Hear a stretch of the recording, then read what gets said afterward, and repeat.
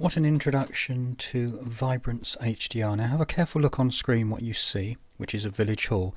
Notice the sky up here, and also notice just everything around the photo. I'm going to show you a dozen images, then I'm going to tell you pretty easily how we got that way.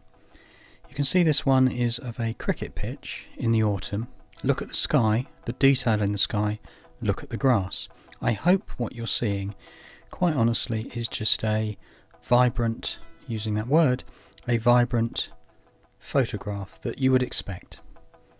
Going up to another one, detail in the tree, all taken with the Moto G4 on Android.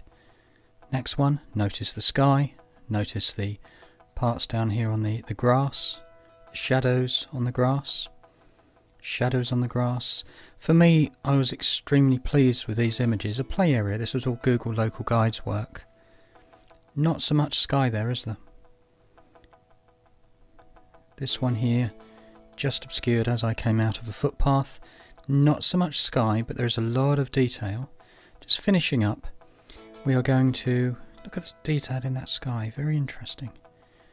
And that is the last image. So let me tell you how we got there in some easy steps. So what we need to do is go back, and I'm going to look first of all of how I took these pictures. And so what I did is I used open camera, and I used something called bracketing, which I've followed in or made videos on in other previous videos. So for an example, what I've done here, look, is taken bracketed shots. For those people who don't know, it's a normal shot, underexposed, overexposed. So what you see on screen, of course I'm recording this on landscape, is quite a dark picture, middle-sized picture. Sorry, that's a light picture, isn't it? And then can you see the way it is made up with three? So there is one with the full sky, darker sky, very light. See what's happening? Three pictures of each one. It's vital to keep the camera super still.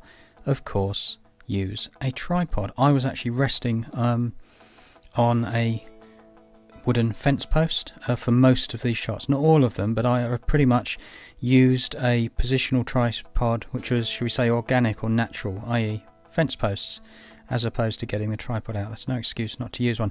That's the end of this look, as you can see how we make these three shots. No, but the important part is how we actually do it in real life. So what I've used here is the same developer who, you can see bottom right here is open camera. The same developer made Vibrance HDR top left. Click it and this is what happens. Very, very simple. Is you open some photos. Okay, that's the first thing. This is just going down to be quite useful if I use some albums, wouldn't it? Let's just keep going. Don't mind sharing a couple of those images on screen. This is a good example. So you've got to choose one or three. So let's try one of the cricket club, because it was quite nice that we yeah, here we go. Look, so can you see that we've got the three images? We've got one up there. I'm going to press and select it, then second, third. So it's going to bring into a combination of these three images in one image. Open. And then you just wait. Now, as the purist that I am, what I like to do is just accept whatever is given to me here without jigging around and changing settings. If I press top right AB, you can see that was what one of the images looked like, quite flat. It's got the sky in, but of course the grass is very dark. AB again, that's the image. Now what you can do here is you can mess around with the brightness, and if you get messed up, hit reset or get something that you don't quite like.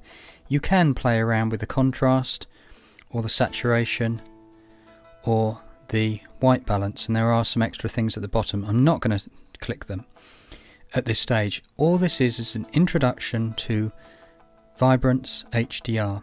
Can you see what we have done? And that is, we've made an image appear extremely, I would say, good, not because I taken them, but because they are a decent image showing you a high intensity of exactly what, high dynamic range. In other words, we've got the highs and the lows of the picture.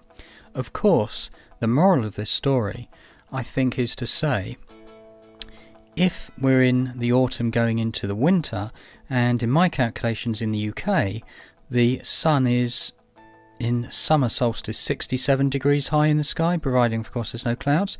In the winter time it's 14 degrees, so you can see this by just going in. Look, with this image you can see, even this is more or less about lunchtime, I think it's about 1:30 or something in the afternoon, you have some really heavy shadows there already. It was a super day.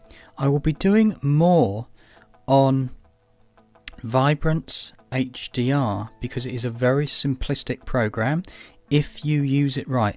Moral of my story is make sure you get 3 images that are actually decent in your camera. Just because you hit bracketing, under, middle and over doesn't mean you're going to get good images. I will come to that in the next video.